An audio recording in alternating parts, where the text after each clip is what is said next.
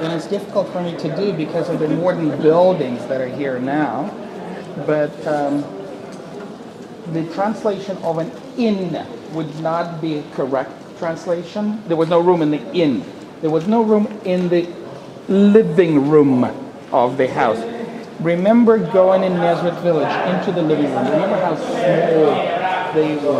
small they were. So they give some privacy. They fix some conditions in the basement, type that we have seen, type of a cave that we've seen there. Also, if you think that Mary gave birth in a stable, all right, because you are from the West, you're from America, and what you would have in America is the stables, wooden stables, most likely, next to the house, and not far from the house, all right? Have you seen that in Nazareth Village? You have not. You have not. But what you have seen is, correct my English, sheep pen, right? Open area, which is surrounded by fence. Open area that is surrounded by the fence. That's the sheep pen. That's what they had. But when it's stormy, rainy, or maybe even a little bit of a hail, the snow, you will take younger animals or weaker animals and take them to this basement. Right? You will put them in the basement to protect them from the weather conditions. All right? To the basement, like the basements we have seen. For a very simple reason, the wooden structures would be extremely expensive. There is no wood to build, so they did not have it. So try to think about Nazareth Village, or imagine Nazareth Village, plus the underground areas that we have seen now that can be multi-purposely used. Can be used for storage, can be used for a little bit of a protection for the younger animals. And that will give some privacy to Mary, who was giving birth. So basically what you're saying is most likely this idea of the manger and the place it was actually an underground kind of... Most likely.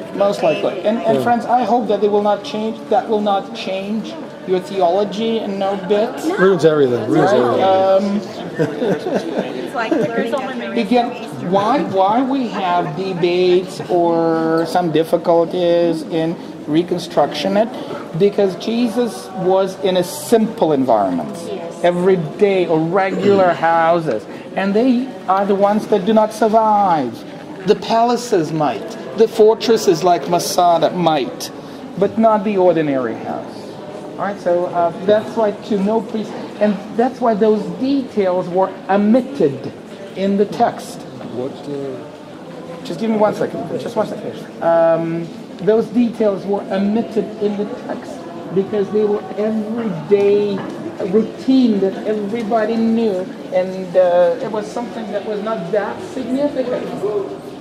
I think the key word here would be a humble birth in a humble environment. But it is important that it happen in Bethlehem. Now, why it is important that it happen in Bethlehem and not in Palm Springs, Colorado? Well, because it's the town of David. Remember, David is native to Bethlehem as well. And what is important for us to stress, the royal dynasty of Jesus, royal lineage of Jesus.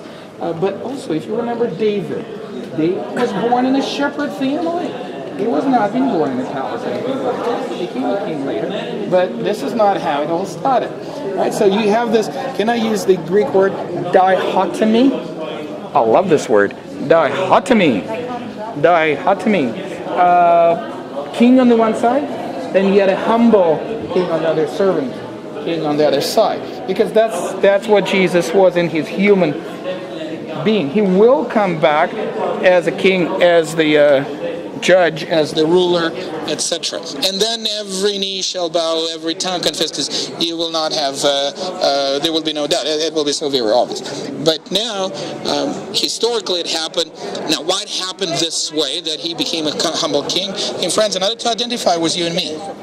So he can identify with you and me, and we can identify with him. I, for example, have a difficulty identifying with the king. because I grew up I never had a king. I don't know what the king is, and that's why when I get British groups, I always ask them, why are you so keen about the Queen? What is such a big deal about the Queen? What is it? You know, they have a national anthem, long live the Queen of God, you know, etc., etc. So I have some. It's just hard for me to understand. All right, there's some pros and cons over it, but doesn't matter. So you know, it's just this dichotomy, those two elements here: king on the one side, but the servant on the other side. Okay.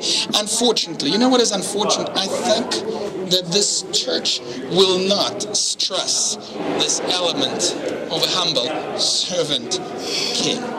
Quite to the contrary, right? That's my feeling. And again, I don't want to hurt anybody's feeling. If you have a special feeling about this place, it's just if I had a chance, I wouldn't build a church over it. I would just leave it like it was. You know, that's mine. But maybe it's a historian within me, because the church and whatnot, it's not from the days of Jesus, not from that period.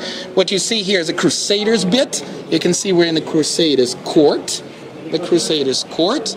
And the Catholic section is a even newer section, newer edition than that. Okay, sorry folks, there's a group. All right, we will be going outside, so we are going...